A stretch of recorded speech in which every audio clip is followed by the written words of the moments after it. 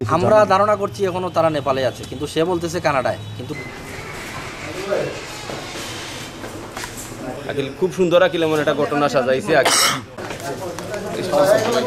কানাডায় থাকার মতো তার কাছে কোনো এভিডেন্স নাই। যেহেতু খবর পাইলাম যে তারা মাফিয়ার মাধ্যমে আটটাইল, আমার ভাইয়ে যেদিন আর একটা কথা যেদিন ও হংকং কয় যে আপনার তারা হংকং নেপাল থেকে হংকং যার ঠিক এক্সাক্ট 11টার দিকে আমার ভাই একটা ট্যাক্স দিছে মাফিয়া আটটাই দিছে। তো আমরা এগুলো গিয়া টেনশন করছিলাম, বাদে তার বাসাতে আসলাম, কইছে এগুলা কিচ্ছু নাই। ভিডিওতে দেখা যাচ্ছে যে নেপালি দুইজন দালাল তাদেরকে কোথায় যেন নিয়ে যাবে এই বিষয়ে কথা বলতেছে।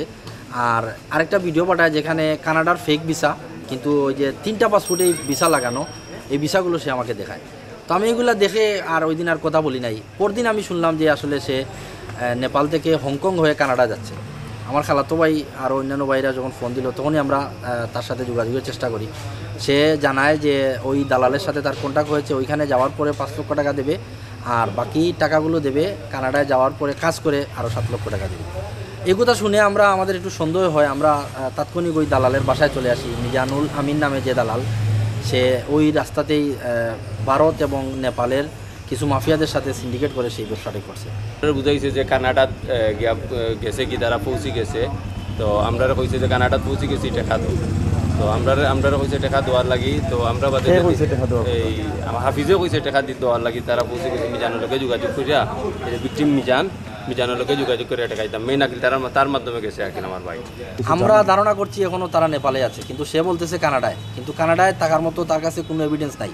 তো টাকা একটা দেওয়া পরে বাদে এখন আমরা যে সময় কইছি যে আমরা লোকেও যোগাযোগ করাই, তখন তারা আকিল খালি টাইম নেয়, লোকে যোগাযোগ করায় না। বাদে আমরা একটা সুন্দর পর্যায়ে যে আমার ভাই খেতে বাদে একটা আমরা সূত্রে একটা খবর পাইছি যে আমার ভাই কানাডাত গেছে না, মাফিয়ার মাধ্যমে একটাই ও আকিল লাস্ট। এখন আপনার ভাইয়ের সাথে আর কথাটা হয়েছে? এখনো ফোন দেয় আমার ভাইয়ে, বারবার ফোন দিয়া হয় যে ও আমার টাকা 1 ঘন্টার ভিতরে না হইলে মারি লিব, কাটি লিব, মারবো, আমার ওটা করবো, এই সেই। আমরা তার বাসায় আসার পরে তাকে বলি যে তোমার সাথে যে কন্ট্যাক্ট হয়েছে 12 লক্ষ টাকা, আমরা টোটাল টাকা এখনই দিয়ে দিব, আমাদের লোককে তুমি ছেড়ে দাও। সে টাকাও নেয় নাই, আবার ছাড়ার বিষয়ে নানান টাল বাহানা করে। যে আমরা বললাম যে কানাডায় যেহেতু আমাদের মানুষ আছে, আমরা এখানে টাকা দিচ্ছি, তুমি ছেড়ে দাও। সে ছাড়বে তো দূরের কথা, টাকাও নিচ্ছে না। আর ছাড়ার কথা বললে সে সরাসরি নানান টাল বাহানা দেখায়। এর কিছুক্ষণ পরপরই শাহরিয়ার রহমান রনি ফোন দিয়ে বলে আজকে 5 লক্ষ টাকা দিতে হবে, আমাদের এখানে মেডিকেল করতে হবে, ফিঙ্গার করতে হবে।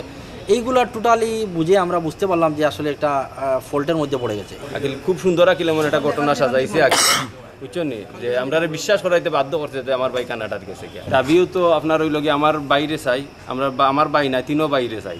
ভাই তো আমার 3 গু, যেহেতু মান্নাই গু রনি সব হাফিজ 3 গু তারা একলগে গেছে, 3 গু ভাই আমার বাইরে চাই। আর আমরা যতটুকু ক্ষতিপূরণ হয়েছে ক্ষতিপূরণ চাই, আর তার বিষয়ে শাস্তির আওতায় তারে আনিয়া একটা জেলা আর খেউরে জেলা ইলা প্রতারণামূলক ইলা কোনো কিছু হয় না এই ব্যবস্থাটা।